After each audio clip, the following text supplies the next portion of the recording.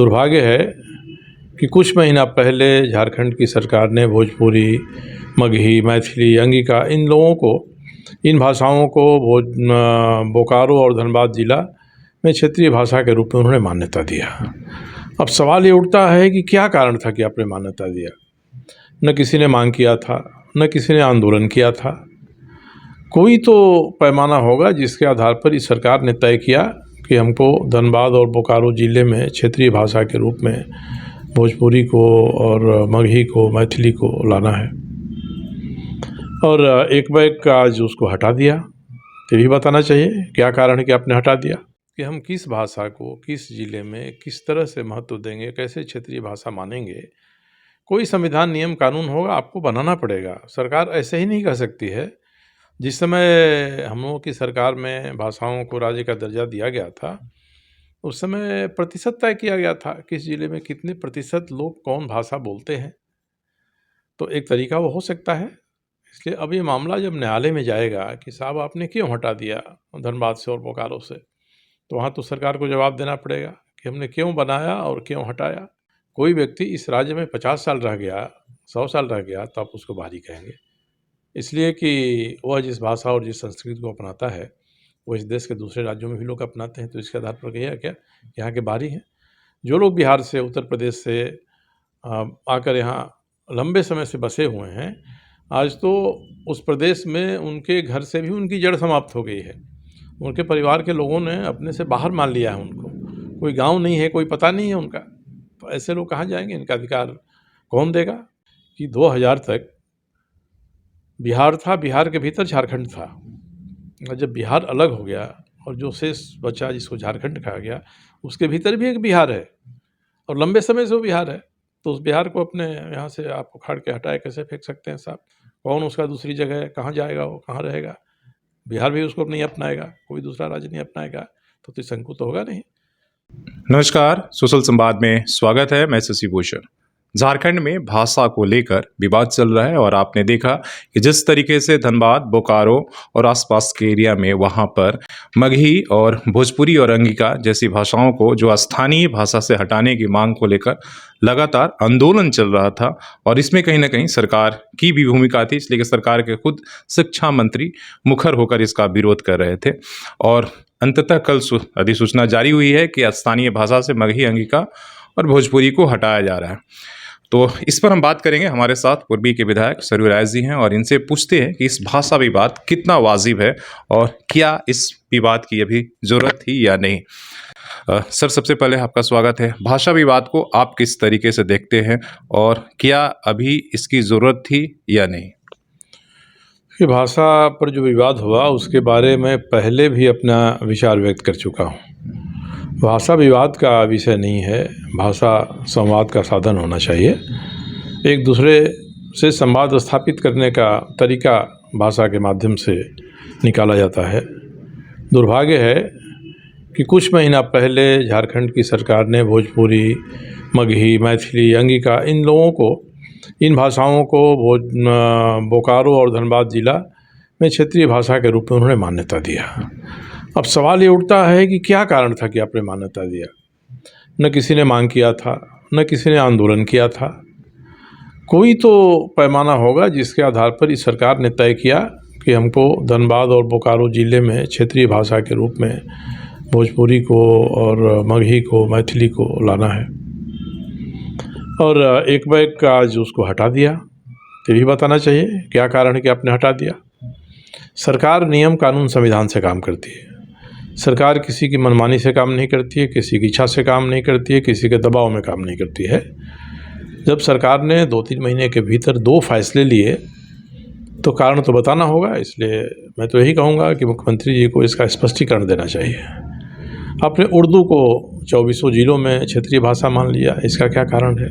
वो कह सकते हैं कि यह काम तो इसके पहले जो भारतीय जनता पार्टी की सरकार थी, रघुवर दास जी मुख्यमंत्री थे, उसमें उन्होंने ही उर्दू को क्षेत्रीय भाषा मान लिया था। तो आपने अगर विचार किया तो आपको देखना चाहिए था कि उर्दू किस ज़िले में कितने प्रतिशत लोग बोलते हैं, भोजपुरी, मगही किस ज़िले में कितने प्रतिशत लोग बोलते हैं।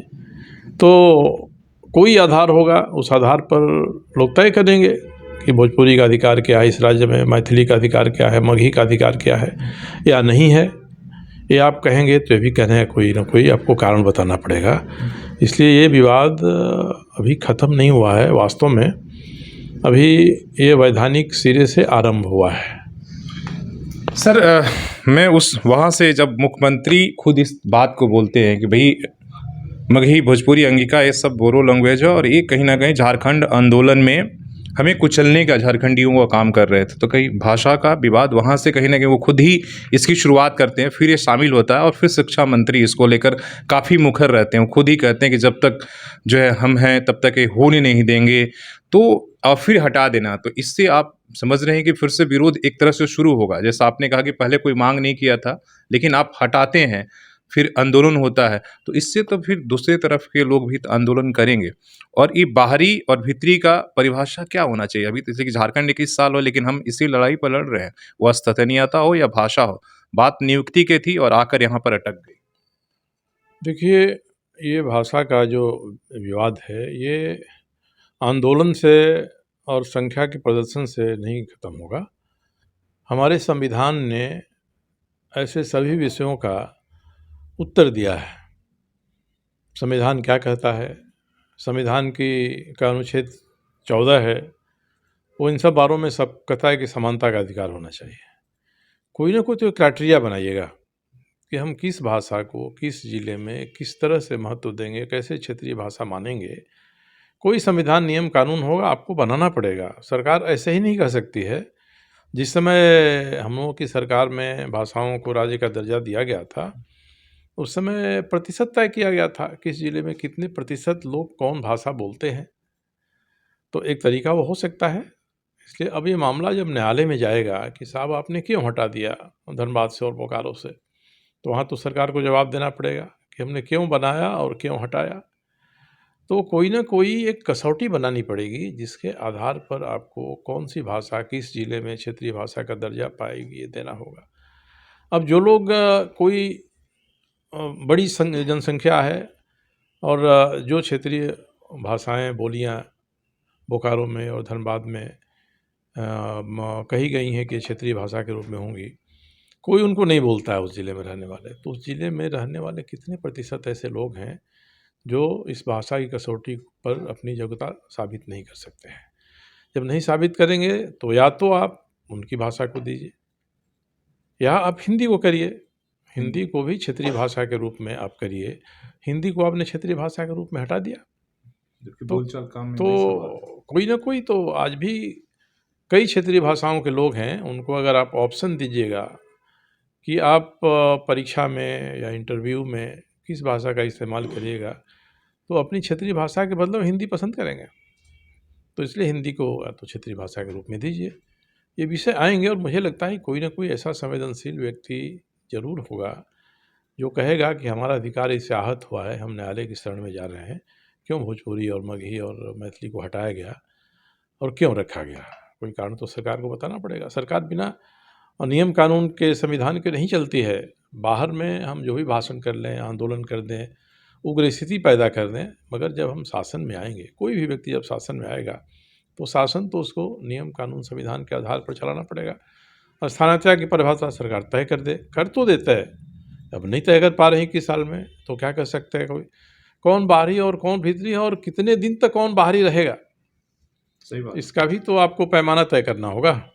कोई व्यक्ति इस राज्य में 50 साल रह गया, 100 साल रह गया, तो आप उसको बाहरी कहेंगे, इसलिए कि वह जिस भाषा और जिस संस्कृति को अपनाता है वो इस देश के दूसरे राज्यों में भी लोग अपनाते हैं। तो इसके आधार पर कहिए क्या यहाँ के बाहरी हैं। जो लोग बिहार से, उत्तर प्रदेश से आकर यहाँ लंबे समय से बसे हुए हैं, आज तो उस प्रदेश में उनके घर से भी उनकी जड़ समाप्त हो गई है। उनके परिवार के लोगों ने अपने से बाहर मान लिया है उनको, कोई गांव नहीं है, कोई पता नहीं है उनका। तो ऐसे लोग कहाँ जाएंगे, इनका अधिकार कौन देगा। इसलिए सरकार का ये कर्तव्य होता है कि जो माइनॉरिटी में है, जो अल्पसंख्यक में है, अल्पमत में है, उसका संरक्षण करना।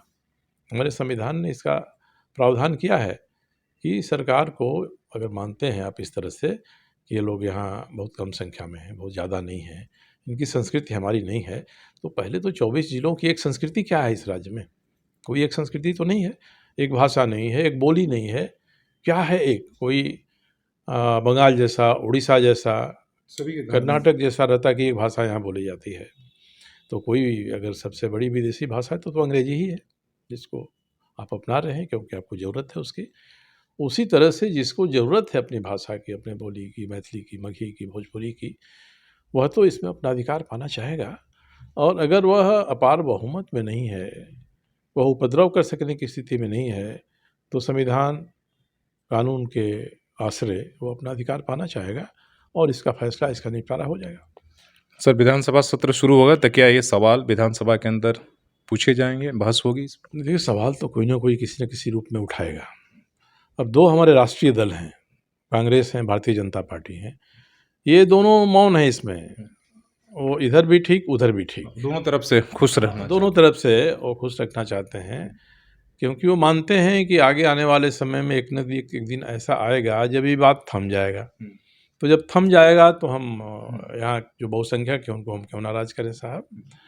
तो इसी आधार पर जब भारतीय जनता पार्टी को आप कहते हैं, उस पर आरोप लगाते हैं कि ये ध्रुवीकरण कर रहा है, ध्रुवीकरण भाजपा कर रही है, धर्म के नाम पर कर रही है, तो ये भी तो एक ध्रुवीकरण है।